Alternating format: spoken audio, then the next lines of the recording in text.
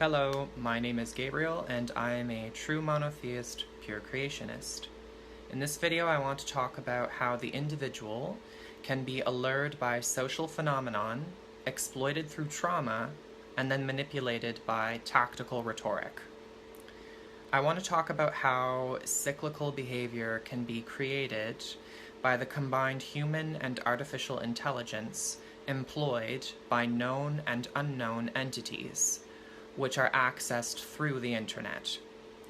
Machine can reduce man to videos, images, and text. At what point is it truly an interaction between humans? If man can be broken down to basic elements, and basic elements can be manipulated by a will, then does this not give birth to all forms of practice? Is man not capable of anything? Why would anything be overlooked at this point? So, as individuals that have been using computers and had access to the internet since infancy, we deserve to know that we are not entirely responsible for where we find ourselves presently. Is it not plausible that intelligence could have always been present on the other side of the screen? When borders can no longer be truthfully measured or verified by an individual, then truth is suspended, and the experience is subject to known and unknown possibilities. The individual may have an intention when employing the use of a computer, but the content created from this communication can become subject to manipulation and corruption. What may have been intended as a bridge between communicating parties could then pose as one of those parties instead. And so the individual continues to operate on a basis of belief and trust, assuming it is truth. Instead of the focus being on the individual, it should be on the technology that surrounds him. His intended use for it may be overlooked by that which does not calculate his intentions, in the same way that natural forces can overlook his will as well. For example, who is to say that the wind is not an intelligent force, simply because it cannot be observed by man? And so, is it not possible that technology can provide access not only to man, but other forms of intelligence? Is it not true that the individual can be subdued by the collective? Is the individual not completely surrounded by electronics, which act as gateways to a universal clock? Does this clock not exist?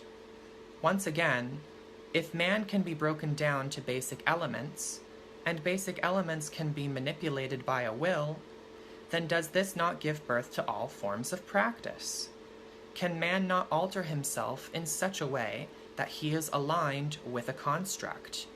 If the machine can harbor artificial intelligence in the shape of numerical calculations or algorithms and allow for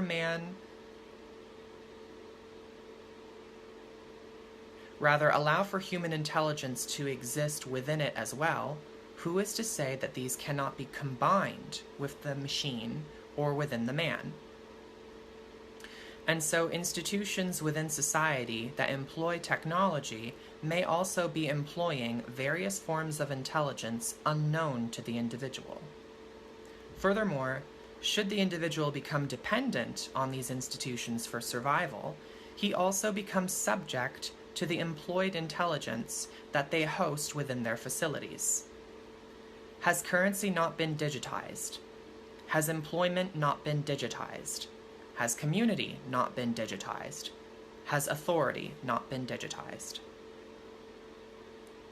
At this point, absolutely no shame should be cast upon an individual that has been targeted, isolated, and abused by this system. What must also be taken into consideration is the ability for one to align themselves with a collective in order to exercise power and authority. Ideally, those acting in positions of authority and power also have responsibility. However, it is possible that they do not have responsibility personal responsibility and are willingly abusing an individual that is subject to their system.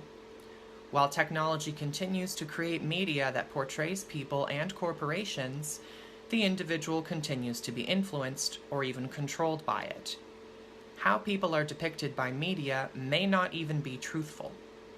Essentially, it only serves to shape belief, because it is impossible for the individual to verify every piece of information communicated. It may even expect one to operate on that assumption.